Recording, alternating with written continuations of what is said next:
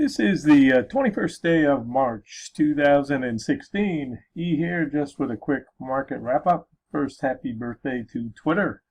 10 years old today. And while I'm at it, I'm going to say a quick happy birthday to my daughter Allison Robin, who, born on the first day of spring, has brought us a lot of sunshine and joy over the years, and we wish her many more happy birthdays. I will often post charts and videos and some trade ideas, not with the idea of converting anybody to the E-mini wizard system, but obviously to show you the tools and techniques that I use to hopefully take something out of the market every day. If you believe that I take every trade that I post out there and that I catch every part of every swing, obviously I have a bridge that I'd like to sell you. We look to take something out of the market, and depending on availability of our time and our resources, we hope to take something, and the less risk the better. I'm a conservative trader, and my preference is to find trades with high odds that will keep me above water and not constantly trying to backpedal and make up for lost ground. This is a Globex 120-minute chart.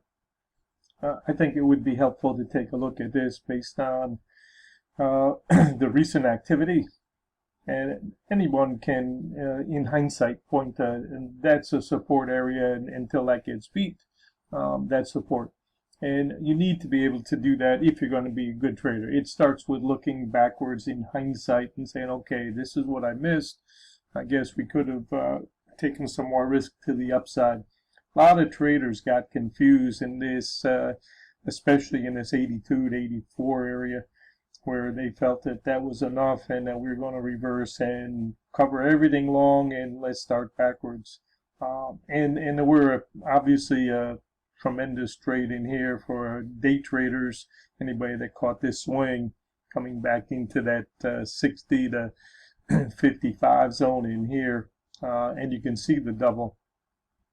But that has held, and it's come out the top, and it has caused traders on the short side to have to reconsider, are we really in a retracement mode, or are we going back towards where the year opened and the year high?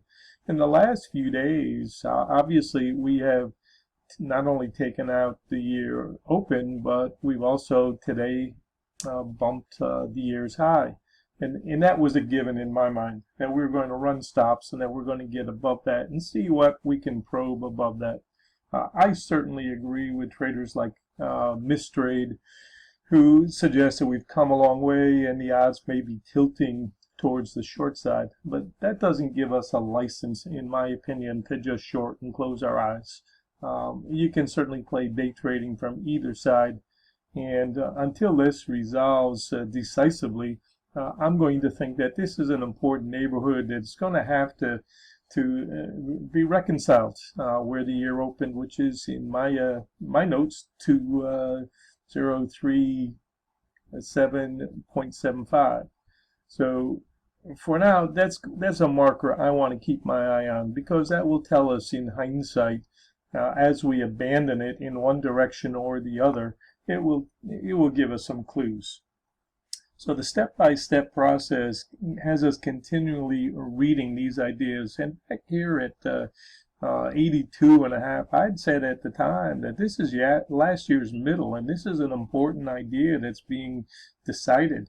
And so far now, we are obviously, we had the undercut low, 1831 got knocked out, but now we're bouncing, and now we're, solidly into last year's range. And so now we have to not only compare this year's range, but we also have to compare it with last year's. And I think that's where a lot of systems fail. And I'm certainly not bad-mouthing market profile. I think it's a great discipline for a lot of traders. But I think there are other factors, too, that we have to consider. And it's not just get into a trade on the short side now because we've come too far.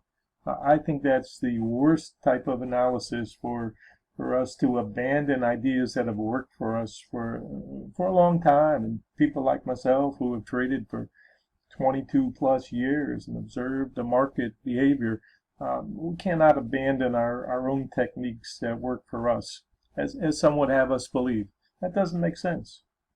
Here's today's 10-minute chart, the one that I thought was in play and is starting to migrate perhaps to the 15 as we move into later today and into tomorrow. The fact that we're able to hold the rain line on the 10-minute chart is good news for the longs. We'll get the kickoff, get above the blue line, and then start to drill back in and do the double top test. And we want to pay attention, obviously, to the prior day's high, which was in that 42.75, 43 area. And note that we tried to close there. Now, that doesn't mean that we can just give a free pass to the longs overnight, but it does mean certainly that one more day the longs have been able to defend their support level and try to attack the defenses of the shorts. So it's still my opinion that the jury's out how far this run will go to knock out some shorts before reversing, and we're going to take it one day at a time as we usually do. Here's my gap chart, and each of these lines represents gaps that remain open both above and below where we are now. And I suggest for traders that are fairly new to the business, make sure you have one of these without anything else on them other than just identifying those gaps. And I like to do that basis the current chart. So on rollover, I always switch over and go back and hunt and find the new gaps that are apparent on these charts. A lot of traders just use the old ones, but I like to go back and compare them with the gaps as they appear on this chart. And so every time we have rollover, I will have to recalculate all of these positions on my spreadsheets. Step by step, I'm going to continue to follow the market and allow the market to tell me when it's had enough and when it is ready to turn and come back and retrace some of this move. For now, the market is probably the best determiner of where we are going, and not anyone's opinion. We know we all have opinions and biases, and we take our trades, and whatever we do, we don't want any one bad trade to take us out of the market. So if we get into a situation that we don't like, we go sidelines and we reevaluate and then take a look for the next opportunity as it comes along. I invite you to take a look at what we offer, not only in terms of day trade ideas, but obviously the larger position and swing trade ideas, not only for retail traders, but obviously for hedge funds and larger institutions that are looking to become profitable. If you're good at putting capital together, but not too good at making it grow, I welcome the opportunity to work with you. This is E signing off for E-mini Wizard and MarketWizards.com, the professional edge.